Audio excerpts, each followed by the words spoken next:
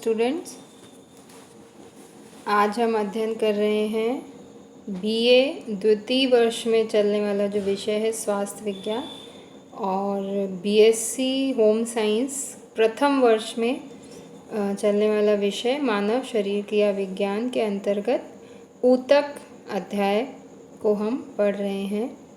ऊतक के बारे में हमने इससे पहले के वीडियो में भी जानकारी प्राप्त करी थी। इसमें हमने यह अध्ययन किया था कि ऊतक क्या होते हैं और कितने प्रकार के होते हैं। तो अब हम ऊतक का चौथा प्रकार पढ़ रहे हैं, कंकाल ऊतक। कंकाल ऊतक जो है, जैसा ये है हमारे शरीर में अस्थियों में पाए जाते हैं। अस्थियाँ इन्हीं ऊतक से बनी हैं और उपास्थियाँ। तो मुख्य रूप से जो कंकाल ऊतक है उसे दो भागों में विभाजित किया गया है। ये दो प्रकार के हैं, अस्थि ऊतक और उपास्थि। पुनः अस्थि दो प्रकार की हैं, सघन अस्थि कॉम्पैक्ट बोन और स्पंजी अस्थि।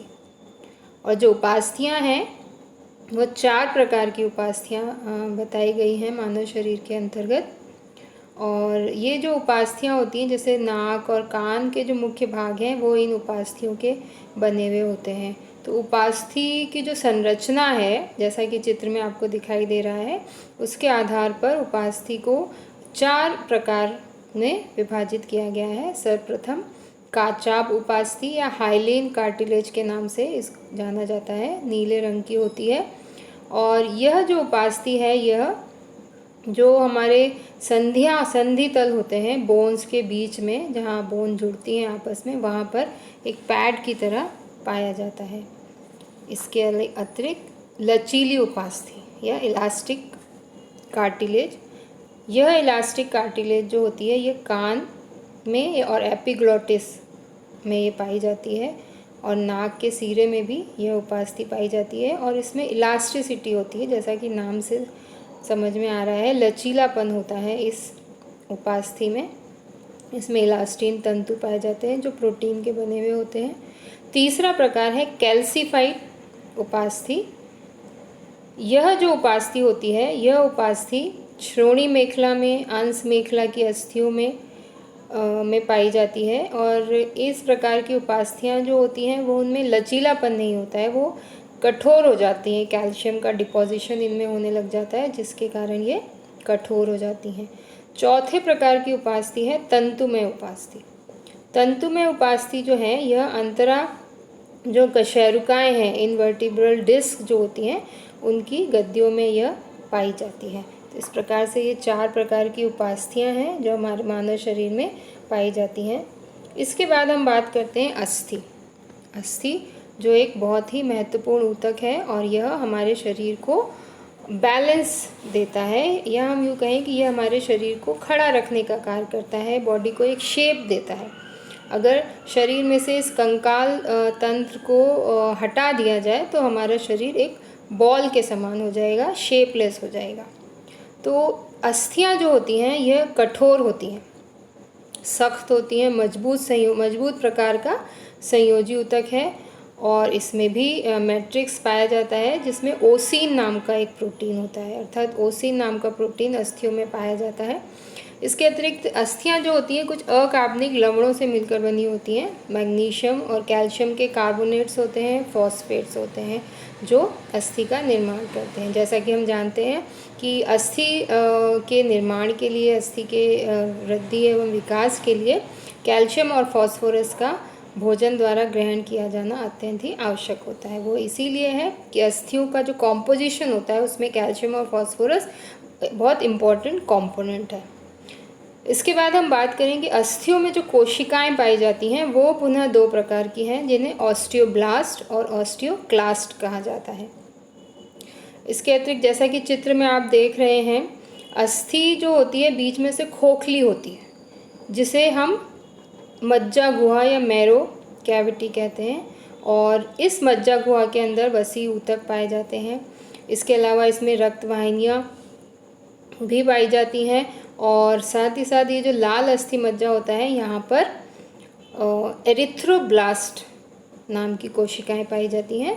और यह जो एरिथ्रोब्लास्ट कोशिकाएं हैं बहुत ही महत्वपूर्ण शरीर की कोशिकाएं हैं, क्योंकि इनसे रक्त कणिकाओं का निर्माण होता है। इसलिए हमारे शरीर में यदि पूछा जाए कि लाल रक्त कणिकाओं का निर्माण कहाँ होता है, तो वह लाल अस्थि मज्जा में होता है।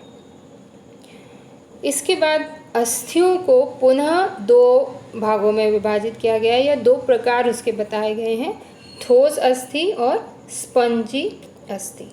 अब जो ठोस अस्थि और स्पंज जो बोन है, यह उसकी रासायनिक संरचना के आधार पर ये दो प्रकार का वर्गीकरण बताया गया है, और इनको हम विस्तार से जो कंकाल तंत्र का चैप्टर हम पढ़ेंगे वहाँ डिटेल में इनका अध्ययन किया जाएगा।